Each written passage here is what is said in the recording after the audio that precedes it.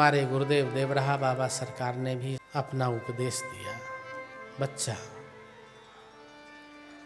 सत्य परमात्मा का स्वरूप है। हमने पूछा, गुरुदेव सत्य को अनुभव में कैसे लाया जाए?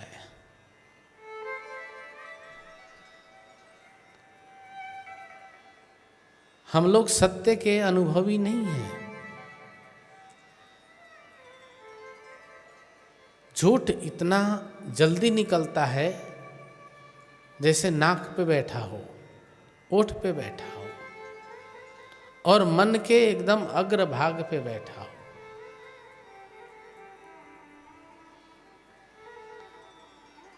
बाबा ने कहा, बच्चा का तू सत ही खाते पीते, झूठ ही खाते पीते हो? हमने बोला, सरकार कोशिश तो करते हैं ना बोले। तो बाबा हमसे पूछे, कहाँ झूठ बोलते हो तुम, बताओ। तो हम सोच में पड़ गए, कहाँ झूठ बोलते हैं।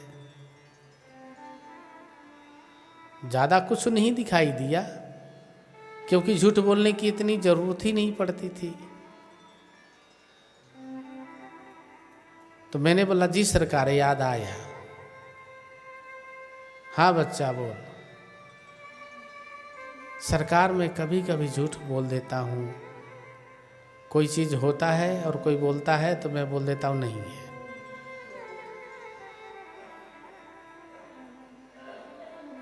तो बाबा बोले, बच्चा झूठ क्यों बोलता है? मैंने बोला, सरकार अगर मैं बोल दूंगा कि है तो बोलेगा हमें दे दो, और हमें उसकी आवश्यकता है। नहीं बच्चा, तू ऐसे बोला कर कि है मेरे पास ये चीज़ है, लेकिन मैं आपको दूंगा नहीं। वहीं बोल दिया कर, मेरे पास है लेकिन मैं आपको दूंगा नहीं। और बच्चा उससे बढ़िया है कि उससे पहले ही बोल दो कि आप मांगेंगे नहीं तो मैं बोलूँगा। समझ जाएगा, समझदार होगा तो। बाबा ने कहा, बच्चा सत्य बोलना चाहिए, असत्य का भाषण नहीं करना चाहिए। असत्य बोलने वाला व्यक्ति किसी के लायक नहीं होता। ना तो धर्मपरायण हो सकता है वो, ना ईश्वर परायण हो सकता है वो, ना पत्नी और ना पति परायण हो सकता है वो, ना ही मनुष्य जन्म परायण हो सकता है वो।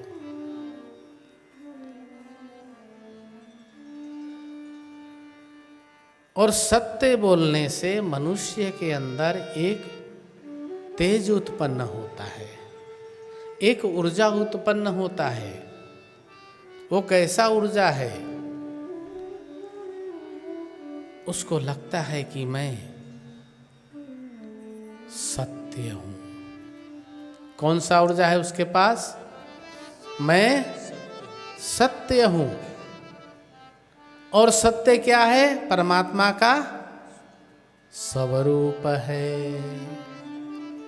और जब आपको लगने लगे कि मैं सत्य हूँ, सत्य हूँ, सत्य हूँ, तो आप भी परमात्मा के स्वरूप को प्राप्त हो जाते हैं।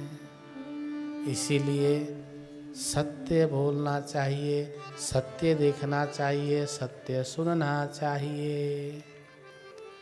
भगवान शंकराचार्य जी का एक श्लोक याद आ गया है। उन्होंने लिखा, यद्यपि शुद्धम लोक विरुद्धम ना करणीयम ना कथनीयम। उन्होंने कहा कि यद्यपि करके सत्य हो और उस सत्य से लोक का नाश हो जाए, लोक के विरुद्ध हो, तो ना उसको बोलो ना उसको कहो।